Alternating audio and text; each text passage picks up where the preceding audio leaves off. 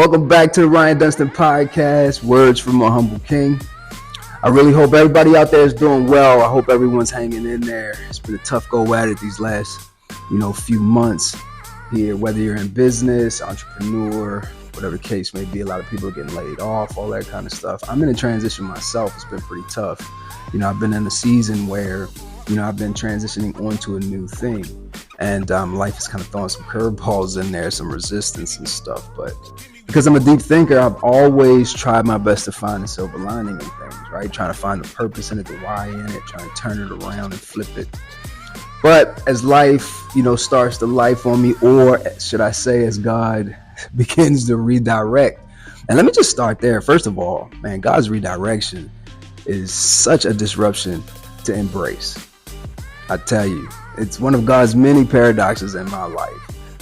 But this latest transition, this one was tough because it kind of felt like it's been more weight in the latest transition because of how much I've loved it. I considered it to be so purposeful than any of the other things that I've ever been involved with. And it just made me care for it so much more. It's been a mental tax and fatigue I wasn't expecting. There's been some uncertainty in this latest transition onto my new thing, right? There's been some failure in there, some delays because it is new, I'm learning. It's been a process within a process, right? Have you ever felt like that, though? Have you ever felt like, God, how long am I going to have to keep going through this? I felt like I'm going in circles, right? I can't be the only one that kind of feels that way, but God wants to do a new thing in my life. And now I'm like, well, the feeling, and I know feelings aren't right, but just hear me. I'm going to keep it vulnerable, but I don't want no judgment. Don't judge me. But honestly, I've looked at God a few times and said, man, I've been waiting so long for what I've been expecting. And then for this to happen, it was disappointing. It's deflating, Now keep it a buck with me. No perfect answers on this one. Have you ever looked up and said, God, I can't believe you did this. Or I can't believe you allowed this one. What are you doing? You cannot lie to me here. Right? Feeling like he could care less about your human experience or feelings in it all. That's been my last few months, and which is also, why this discussion is way overdue. Some time has gotten by, and the title of this message is, I'm going to ask a question. Have you ever felt like, God, I know you're right, but I just feel like I'm right too. Right. Yes. But per usual, as I began to state a little earlier, as time goes by, some time has gone by, there is a gift of revelation that comes along with hindsight, so let's dive in. Okay, so just to give you guys a bit of a backstory on what I'm talking about here, I'll let you in a little bit here. I just recently changed firms, so I'm now with Highlands Mortgage in a business development role in the DMV area. Now, listen, I'm not saying that this is the worst thing in the world. That's not what you hear me saying. What I'm saying is I have been working and something else towards something else for a very long time, and the switch was disrupting. Now, I'm in a position because I didn't apply for this, and it just kind of popped up as other problems began to surface at the firm I was previously with. And there wasn't nothing crazy with that firm. I mean, we're just in a season. I think our country is in a season where the company wasn't doing well with higher rates and business being low. So, the company had to do what a company had to do. It had to think in terms of a company would have to think when they're facing those sorts of challenges, right? Now, I wasn't laid off, but they were making some changes that kind of wouldn't have allowed us to do our jobs the way we wanted to do it in terms of purpose is concerned. So a switch had been made. Now, the timing of the circumstance is something I couldn't control, which also means I was at human limitation. And now I'm kind of forced into a position to have to allow these things to take place. And let me just say, my mind wasn't in that way. I couldn't just switch my thinking. I couldn't just change my mind. I couldn't just move on. It was deflating to have to just pick up and go. And that really was something I didn't expect. I wasn't expecting to pivot onto God's new thing while I was drop dead in the middle of what he had asked me to do previously. I was extremely frustrated and angry with him. And I'm telling you, in prayer, I didn't hold back. And I'm like, there's still unanswered prayers piling up. And you want me to do this now? The energy and the effort I put into all that you asked me to do, I just gotta let it go. I was confident too that he would bless my efforts. I had tried my best to do exactly what he asked me to do. Or should I say, bless the efforts that I wanted him to bless, or bless the way I wanted him to bless. Right? But all jokes aside, I had just fell in love with my work. I had to mourn what he wanted to kill. And I had to pour into what he wanted me to pour into.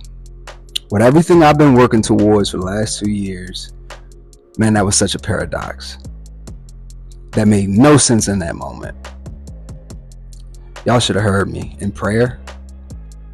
I mean, not in prayer, excuse me. Y'all should have heard me in the office. I'm walking around the office. God's going to work it out. I mean, I'm speaking life all over the place. To strangers looking crazy. I'm speaking life all over the place while God is speaking death. Have you ever felt those feelings?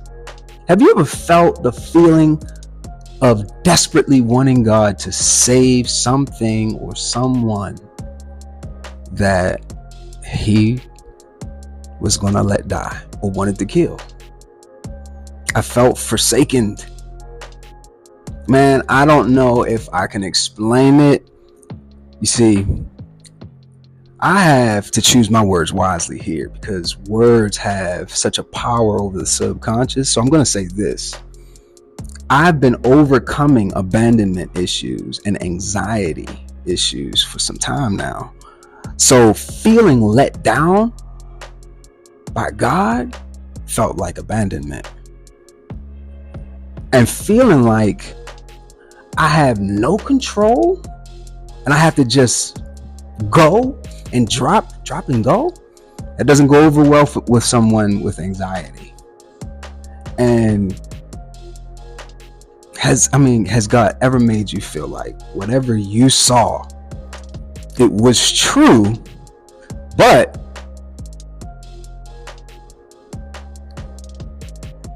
I have a hard time trying to explain it because I get back into those feelings a little bit. But man, yes, where God sits, I understand that what you see is true. But I just couldn't understand how he couldn't see that what I was feeling and what I was living was also true. It was such a paradox to me. And those feelings initiated a wandering thought of, what about my truth that I'm living in? Now I'm really going through it because I really felt I was justified in my anger. I felt I was justified in my anger and frustration. So in prayer, I'm not holding back. I just felt so strongly about the good he had asked me to do. It's like I'm not fighting for something that I asked me to do. And now it looks like I'm making an idol out of this thing. And now he's looking at me, I'm looking at him. But the thing is, in prayer and meditation, the prayer part, the speaking part, allows for the ventilation of the negative thinking. I had to get it out. Right? Has God ever made you feel or put you in a position where the circumstances you're dealing with hits every trauma switch you've accumulated over the years? Yeah, that is rough to deal with mentally. Now, I tell people all the time, don't forget to sit still after speaking, though. You need to realign. One of one of the feelings, that you get after you vented, you kind of like, it's kind of like taking a deep breath, like, all right, it's out. But Father doesn't compete with your emotions. He understands your humanity, but he doesn't compete with your emotions. So I knew my anger wasn't gonna last long. It couldn't, because I couldn't communicate that way. But I had to vent. I had to get it out. But I had to sit still too. Because once the feeling subsided, then, meditation allows for the wisdom to download. A lot of people say God speaks to them, all that kind of stuff. But, sitting still allows for moving your feelings, your thoughts out of the way so that a download can come into your thoughts. His wisdom coming in, that's the way I kind of feel like he speaks to me. And I was able to find those moments. But in those moments, I realized some tough things about myself.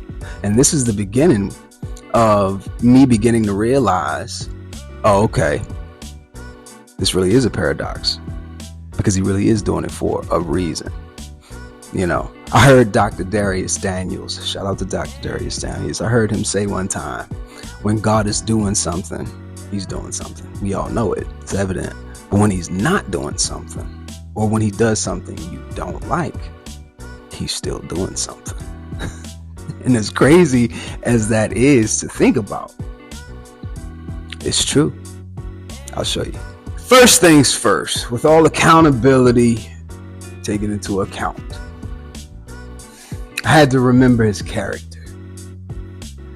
When you can't track the steps, when you can't track God, you got to remember his character. Because he's always been on the side of the broken. And I can't deny that. He's always come through. He's always come through for me. Not always the way I wanted, but definitely what I've needed. And I had to settle on that fact. It had to resonate with me, right? The fact that he has perfect credit with me.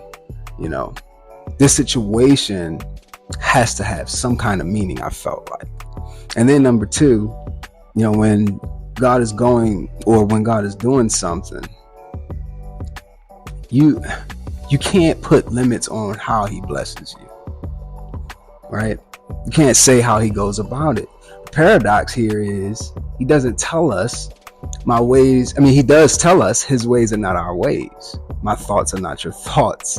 He goes out of his way to tell us that, right? And he also tells us not to lean on our own understanding. And these two principles alone create the foundation for the peace, or at least my peace, to return to me, and for a settled sense of joy, not happiness. I wasn't running through this smiling, but a settled sense of joy, which opened up a road to reconciliation and revelation. But man, I really thought I was doing great, only to learn I could be doing a lot better if I was going to be honest with myself, if I was going to love myself correctly. I had to be willing to agree with what he was talking about in those moments.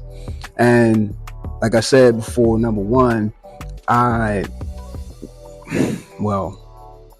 have to admit, I was being completely arrogant in my emotions. The truth is multifaceted. And why should my truth only exist if there are other truths that are being taken into consideration? And I understand he sits where he sits and can see what he sees. So I had to admit I can't see what he sees. That's the truth. And I did say I transitioned into something he had in mind, which means I was given a blessing. And I had to shake my head at that, because I had to sit down for a second and say to myself, young king, you are angry at your blessing, turning your own blessings into mental burdens because you don't know what it's about yet. And it also stuck out to me that at 37, God was telling me that even with him, I can still feel my father's abandonment. I can still feel my father's choices and what was going on in my circumstances. Right? This process revealed to me I had so much more work to do in my interpretation of failure and self-worth. I had to learn that yo, I'm still in the 12-round bout with anxiety and anger and patience. She made a cameo appearance in here too. She stopped in and offered her 2 cents. And I just learned throughout it all, I'm still a work in progress, and that there's no, there's no there is no when I get there. This is a journey, and I'm walking this thing out. And on every level, there's another level where I can still heal. Right? Will Smith doesn't slap a Chris Rock this later on in his life with this much money, because there's not still learning to do on his level. But let me just encourage you from my experiences from the pits that I'm in and currently trying to get out of. He shows himself in your pain. And he does show you some things that needs work in your mess. But it's important to ground yourself with this one. Him showing you how you are going to get better in your weaknesses is the reason why, number one, miracles are messy up front, because he got to teach you how to hold the blessings as the blessings develop. And then two, man, you have to understand that God is too big for how you think things should be done. And if you could just accept that, you can, not saying things gonna clear up immediately, but if you could just accept those two monumental things, admit them to be true, and not argue back with them, then you can start to look for the, okay, what are you saying about this now? You'll start to see your miracles in your mess. That's the reason why his reputation of his strength being made perfect in your weakness was even made. So there is purpose in it, but pain is in it too. So be mindful out there, family. Hopefully y'all stopped in and listened to my whole little rant. But this is the Ryan Dunston podcast. And I got a rant because these are words from a humble king, giving y'all my life. Y'all be good out there, all right? Peace.